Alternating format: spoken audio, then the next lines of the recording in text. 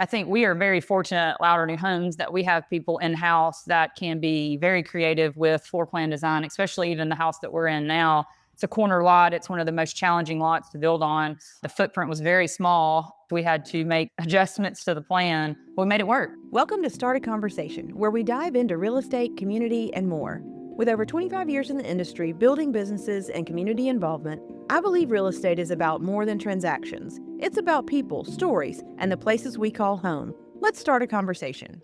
Welcome back to Start a Conversation. Today, I'm here in the Summerlin neighborhood, and I'm here with special guests, Tracy Ayers, Sarah Heatherly, and Jimmy Rutland.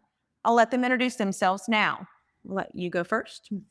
I'm Jimmy Rutland. I'm the president of Louder New Homes, and I have been in the real estate business now for 32 years.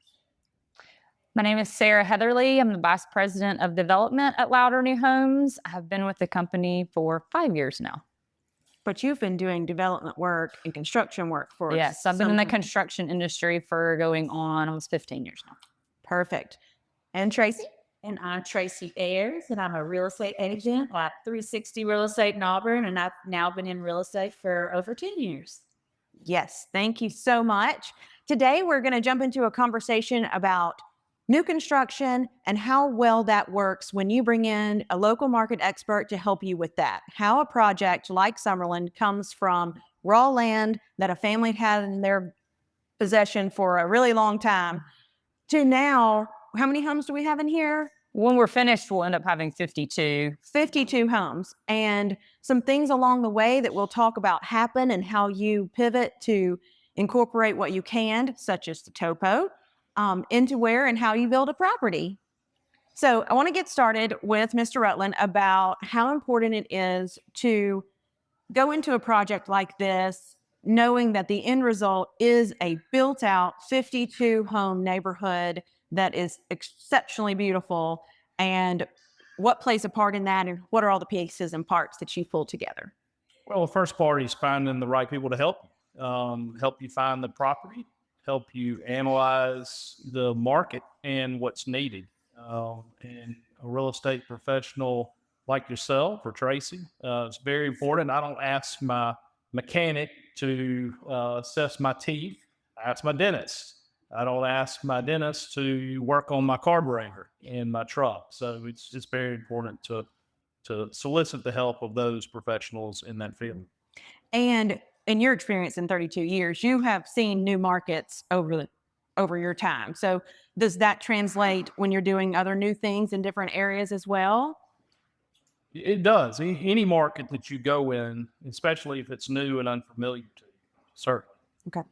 And then I feel like you're kind of a right hand in the development side of it to bring together the parts and pieces of how to work with the land that you're given. Mm-hmm. So talk a little bit about what goes into that. So I think every project has its own challenges. Summerlin was one of those. And I think that most people have seen as we've started developing this property, we've added some significant retaining walls and had to adjust and kind of pivot as we went. But it's very important to make sure that you bring in the right people as far as the engineers go on the front end, know what your challenges are, but you also have to adapt as you go. We were probably 50% done with this property whenever we realized that we were going to have to put a significant retaining wall on half of it. And then we've had to do that throughout the project. So just adjust. Mm-hmm. I think it's a big deal, speaking of engineers too, to make sure that when you do regrade or have to put in a retaining wall, that you know the homes that can fit on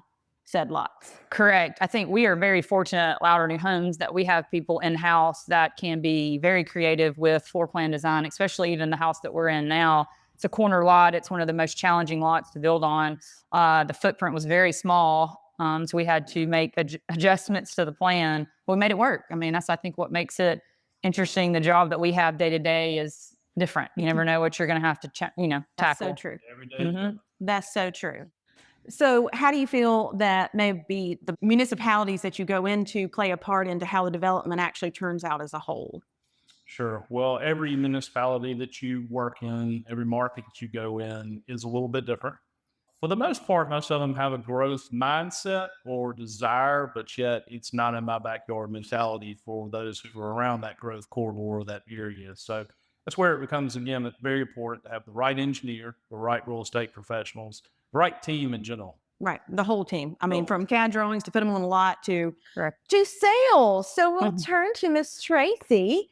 How do you feel selling new construction is a bit different from resales that you see?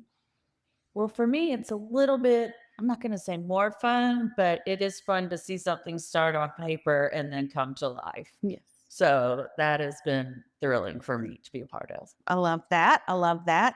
Now, here in this neighborhood in particular, do you do a lot of full build and then sell, or what allowances from customization standpoint do you allow here? Well, that's a lot up to Mr. Jimmy, but we have a bunch of clients to choose from and we try to customize as much as possible. But it's really a fun process to go through. And so I don't know. Somebody. I think that the house that we're actually in now is one of the most unique houses that I've seen in Summerlin personally. And it is more of a custom build. I don't know what the percentages are as far as, how many were full on custom or pre-sales that we had. But I mean, it's a good combination.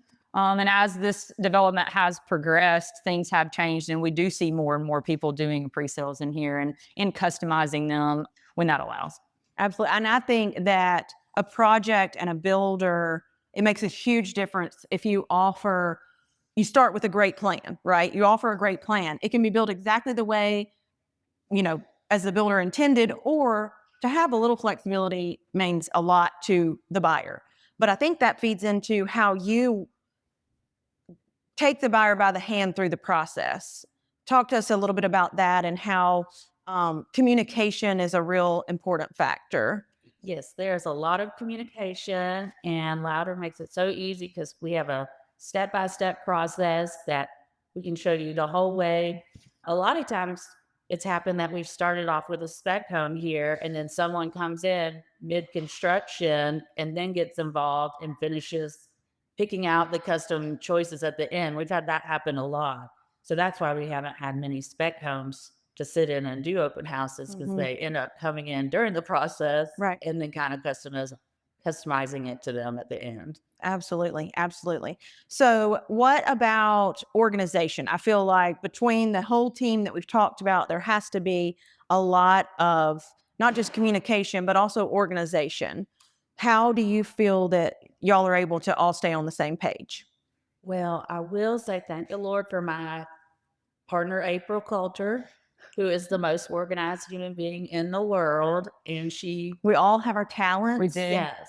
So she keeps me very, very organized. I'm blessed for that. But all the communication really is great with us to help keep organized. We have the Wednesday meetings and we email a lot, we talk a lot, and just really make sure we're all on the same page at the same I time. think the biggest, you definitely don't want to walk into a situation, or I know that Jimmy doesn't want to walk into a situation and be surprised by anything. So we always want communication between all of us, no matter if it's our internal office that sees an issue that Tracy may have said that the potential buyer wants to make a change, and we see an issue with that. We need to make sure we communicate that in a timely fashion too, just to make sure that we Absolutely. all talk. I love that. Mhm. So, with all of this in mind, I want to move a little towards selection. So, you have the development, you know how many lots, you know what size they are, and you have house plans. What goes into kind of picking the base materials for whether it was going to be a spec house, but what you can also upgrade to? How does that? Sure. Well, you start obviously with a base set of specifications. You're trying to hit a price point. You've gone to your real estate professional who has told you what that price point is, what they believe, What they expect what from they paying expect, that, right? and what's going on in the market. So, in one market, it may be predominantly hardwood, or it may be natural wood cabinets. In another market, it may be painted cabinets. And so, again, you lean on the people who were in that market and those professionals to tell you. But we start with a base set of specifications. We've got a nice design center that offers a lot of upgrades and a lot of customization to their home. And going back to the customization part, it also starts with an architect who understands that while you may desire to be a production builder and have a base plan, you need to have options that can be incorporated into those plans very easily so that you can turn a living space into a bedroom space or vice versa. So that's also very important. No, I love that. And I love that y'all are the size that you can have these things in house. Like your team can be so linked together because a lot of smaller builders just don't have that. And so when you're trying to sell that on site, it might be a little more difficult, or you become part of the design team, which might make that a little bit more difficult because it goes in and they're like, wait, this isn't what I chose. And you're like, well, we did. We talked about this. Once again, communication. Communication and setting expectations. I feel like that, in addition to communication and organization, is setting expectations. So, talk a little bit about when you have someone who wants to do a pre-sale and they've seen a two-dimensional image of a floor plan. How do you walk through once that starts going up? Do you feel like they struggle with that, or most people have an okay time seeing it? Well, thanks to April's organization, we have our matter reports. It's just about every plan we have where we can visually walk you through each of our plans that we have. So That is a special tool, and I'm happy that we offer it. it is great that we do it. And now that we have had built so many plans, we now have a matter report, I think, for every plan that we have for Summerlin that we can visually walk you through. And that's probably a huge deal It is. It gets people really excited. Right. So I feel like people see the plan and then they're like, but it's a slab. Where do things go? I mean, and talk to us about how you feel like that helps move them forward, so that they can see the process of their actual home. The things like doors or lighting or the cabinets, like you were saying, it's just they can visualize it. They can visualize how the light's going to come in and look at it. Do they want that or would they want darker?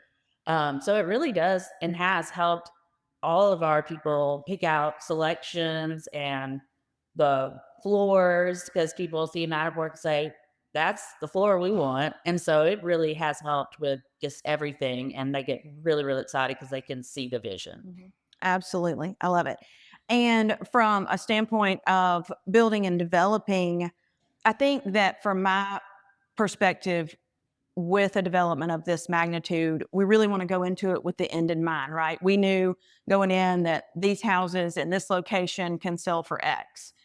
We've been blown away by what we have been able to do, but also I think having knowing what the market will withstand to start off with, because when you start one, you do want to build 3 or 4 homes to get that off the ground. So talk to me about that importance, and is it scary? Is it not scary? Do you feel like what you put on the ground initially is the best, or you try to just give them all of the options so that they can visually walk through?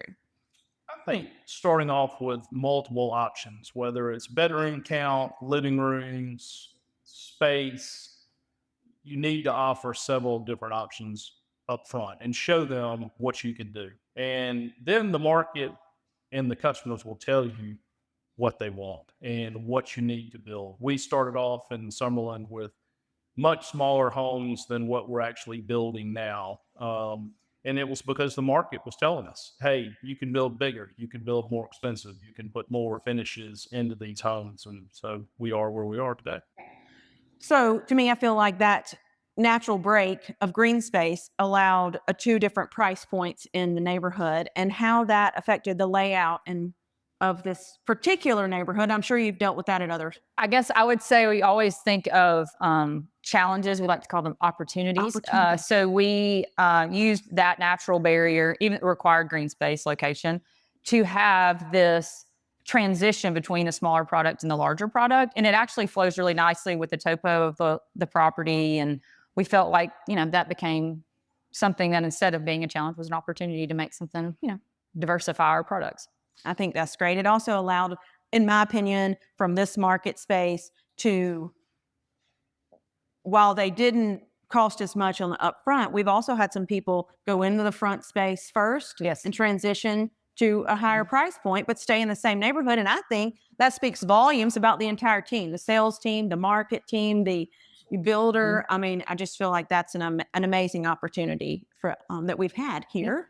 Well, thank you all very much for being here. I think this is a great bird's eye view of what development and new construction and how important it is to have such a great team in place.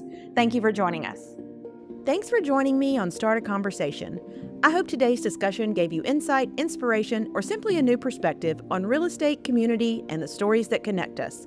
If you enjoyed this episode, please be sure to subscribe and share it with a friend. Until next time, let's keep the conversation going.